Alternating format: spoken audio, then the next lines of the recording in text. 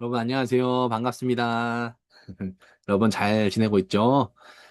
네, 저도 잘 지내고 있는 것 같아요. 어, 저는 계속 너무너무 바빴는데 이제 최근에 거의 일이 마무리되고 있어서 조금은 숨을 돌리고 있는 것 같습니다. 여러분들도 이제 곧 시험 기간이라 많이 마음이나 생각이 분주할 것 같은데 그럼에도 큐티를 하려고 이렇게 영상 앞에 또 큐티 말씀 앞에 나온 거 보면은 최고예요, 최고. 오늘 이 말씀을 통해서 또 하나님과 여러분들의 관계를 다시 한번 생각해보는 그런 시간이었으면 좋겠어요. 잠깐 기도하고 시작하겠습니다. 하나님 감사합니다.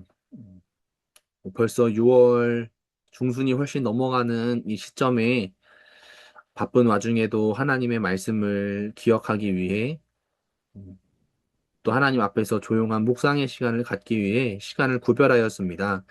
지금 이 영상을 그리고 하나님의 말씀을 잘 대하고자 하는 우리 모든 사람들에게 하나님의 한량없는 은혜를 더하여 주시옵소서. 예수님 이름으로 기도합니다. 아멘. 자, 오늘 말씀은 지난번에 이어서 마가복음 9장 20절까지의 말씀인데요.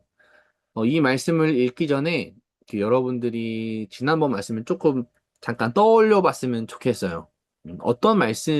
어떤 사건이었냐면, 예수님이 이스라엘, 원래 예수님이 태어나신 고향이 아니고, 저 멀리 이 외국으로 나가셨어요. 근데 외국으로 나가셔서 거기서 한 귀신 들린 사람을 만납니다. 그 귀신 들린 사람의 상태가 너무너무 심각했고요. 음, 뭐 쇠사슬로 묶어놔도 끊어버릴 만큼 되게 일반적이지 않은 초인적인 힘을 아마 귀신 때문이겠죠? 귀신 때문에 그런 초인적인 힘을 발휘해서 아무도 그 사람을 붙잡아 두지도 못하고 통제하지도 못하는 네, 그런 상황이 있었던 사람을 예수님이 이제 만났어요. 근데 예수님이 귀신 보고 나가라고 하니까 어, 지난 제가 설명한 대로 아직 때가 안 됐는데 왜 이러십니까? 좀 내버려 두세요. 막 그렇게 한 거예요. 그래서 오늘 읽는 건 그 다음 말씀인데 주의 깊게 한번 잘 같이 읽어봅시다.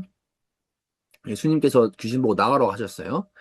그래서 9절 이에 물으시되 내 이름이 무엇이냐 이르되 내 이름은 군대니 우리가 많은 민이다 하고 자기를 그 지방에서 내보내지 마시기를 간구하더니 마침 거기 돼지의 큰 떼가 산 곁에서 먹고 있는지라.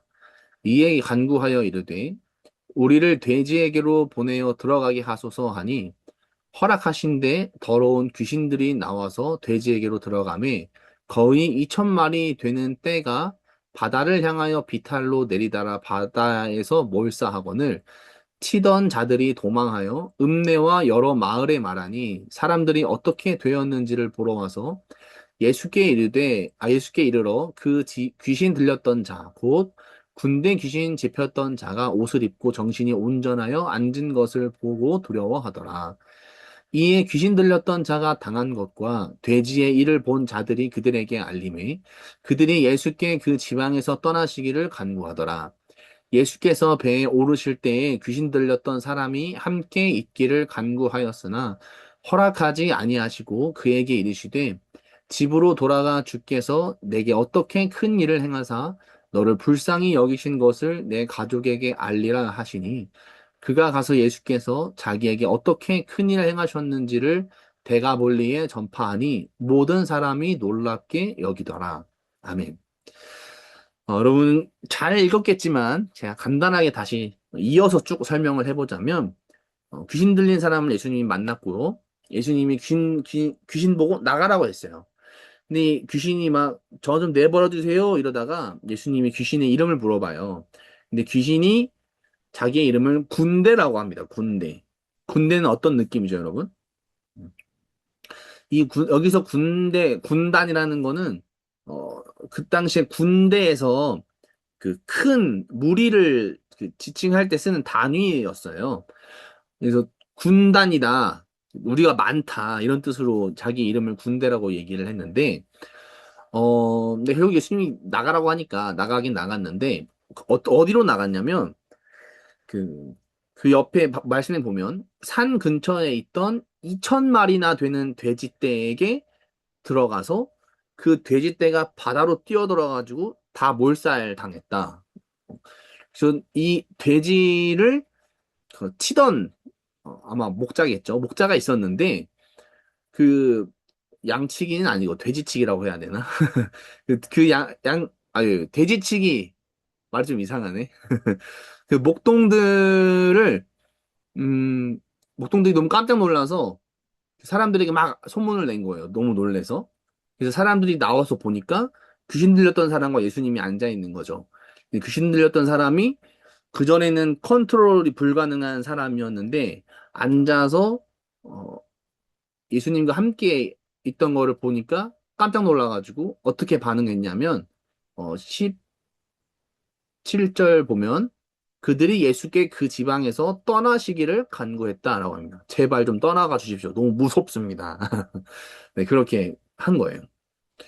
근데 여러분 이 사건을 보면 되게 아마 질문이 생길 거예요. 되게 재밌는 사건이긴 한데 좀 우리 기준에서는 이해가 안 되는 것들이 있죠.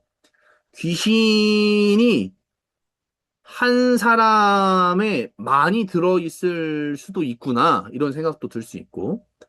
근데 사람에게 쓰였던 귀신이 돼지에게도 쓰일 수 있는 건가? 동물에게도 귀신이 쓰일 수 있나? 그렇게 생각할 수도 있죠. 그리고 또 다른 질문으로는, 아니, 그 목동들이 있었는데, 그러면 돼지 2,000마리가 주인이 있었던 건데, 그 재산은 어떻게 되지? 예수님이 갚아주셨나? 그렇게 여러 가지 질문이 들 수 있잖아요. 그런데 제가 길게 설명을 드리고 싶지만 너무 자세하게는 이제 이해가 힘드니까 정말 정말 간단하게 이 사건에서 말하고자 하는 바를 제가 좀 조금 알려드릴게요. 이 사건을 읽다 보면 궁금한 게 많죠. 귀신에 관한 거, 재산에 관한 거, 괜히 희생당했잖아요. 근데 그럼에도 불구하고 그 생겨나는 질문들을 잠깐 옆으로 치워보면 그 안에 이 이야기가 하고자 하는 가장 핵심이 있어요. 그게 뭐냐면 귀신 들려서 자신의 의지로 무엇인가를 한다는 것은 꿈도 꾸지 못하던 이 사람에게 예수님이 그 사람을 불쌍하게 여기셨고, 그래서 그 사람을 구원하시기 위해 귀신을, 사탄의 힘 아래에 있던 사람을 귀신을 내쫓아버리면서 구원해 주셨죠. 살려주셨죠. 자유를 주시고 은혜를 주셨죠. 근데 이게 어, 더 극적으로 더 드러나는 그 장치가 바로 돼지 2,000마리가 죽었다는 거예요. 그래서 예수님이 보실 때 돼지가 안 귀하냐 그게 아니고 그 돼지 2,000마리를 희생시켜서라도 이 귀신 들렸던 사람 한 사람을 구원해내는 게 예수님께는 더 중요하고 값어치가 있었다는 말이에요. 알겠죠? 예수님이 분명히 귀신을 쫓아내셨고, 벌어지는 사건의 결과로는 귀신도 나갔고, 하지만 귀신이 돼지 2,000마리를 죽인 것도 사실이에요. 근데 이런 것들을 조금만 걷어내고 나면 예수님이 이 사건을 통해서 보여주고자 하신 것은 뭐냐면 예수님이 그 사람을 불쌍히 여기신다는 거, 귀신 들린 사람을 불쌍하게 여기셔서, 긍휼히 여기셔서 그 사람에게 어떤 희생을 치러서라도 그 사람을 구원해내신 거죠. 음. 근데 여러분, 이게, 음, 그냥 옛날에 있었던 어떤 신기한 일로만 생각을 하면, 이게 오늘날 큐티는 말씀과 나를 연결하는 거잖아요.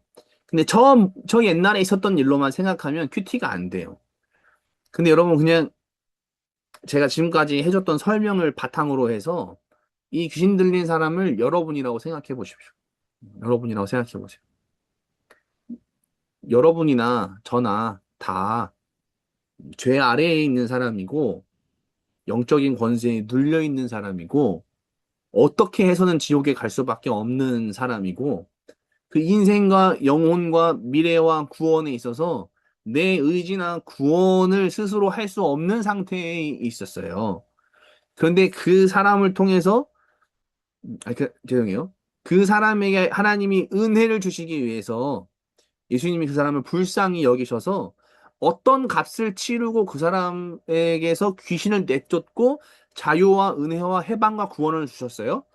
돼지 1,000마리라고 하는, 불쌍하지만 돼지 1,000마리라고 하는 큰 재산을 희생시켜서 귀신으로부터 해방시켜 주셨단 말이에요. 근데 이게 여러분과 어떤 관계가 있는가 하면, 여러분도 지옥에 가야만 하는 그런 범죄자이지만 하나님 입장에서 그런 사람을 하나님이 불쌍하게 여기셔서 돼지 2,000마리가 아니라 하나님의 독생자 아들 예수 그리스도를 십자가에 못 박혀서 죽게 하시고, 여러분 대신해서 피를 흘리게 하시고, 여러분과 저를 대신해서 저주를 받게 하시고, 하나님의 분노를 다 혼자 감당하심으로써 우리를 올가매고 우리가 도저히 어떻게 할 수 없는 사탄과 영적인 어두운 권력들과 죄로부터의 구원과 해방과 자유를 주신 거예요. 이 사람에게서 귀신이 떠나가는 것은 돼지 2,000마리의 값어치지만, 우리가 하나님의 자녀가 되고 천국에 갈 수 있게 되고 그것을 약속받고 죄사함을 받는 것은 돼지 1,000마리 가지고는 안 돼요. 여러분이, 부모님이 여러분을 대신해서 죽어서도 안 되고요. 하나님 자신이 죽으셨어야만 우리를 구원하실 수 있기 때문에, 음, 그래서 우리가 구원받은 것이죠. 이것을 믿는 사람만. 여러분, 이 사건이 그냥 흥미진진하고 귀신에 대해서 궁금할 수 있잖아요. 거기에 대해서 정보를 알려주는 그런 말씀으로 읽을 수도 있지만, 그 은혜 받은 사람이 우리라는 것으로 대입을 해보면 기가 막히게 떨어집니다. 이 말씀이. 음. 이 말씀을 통해서 여러분들이 내 주변에 저렇게 돼지 2,000마리 희생해서 구원받아야 될 사람이 누가 있나를 쳐다보기보다는, 아, 돼지 2,000마리로도 안 되고 하나님의 아들이신 예수님이 몸소 십자가에 달려서 피 흘리셔야만 내가 살 수 있구나.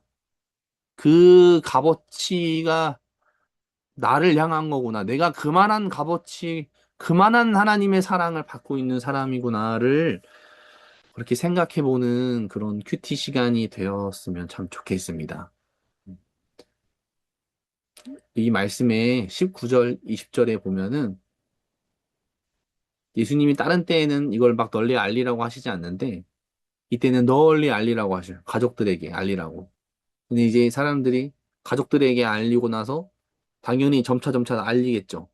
그래서 그 데가볼리라고 하는 지방의 사람들이 많이 듣게 됐어요.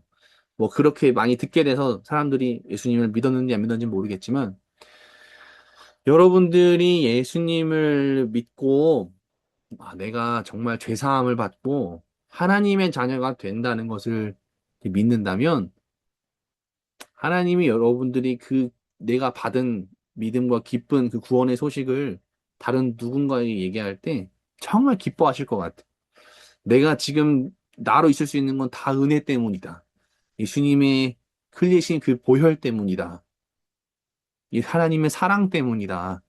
성령님의 함께 하심 때문에 내가 이렇게 있는 거다라는 거를 그냥 고백한다면 얼마나 하나님이 기뻐하시겠습니까?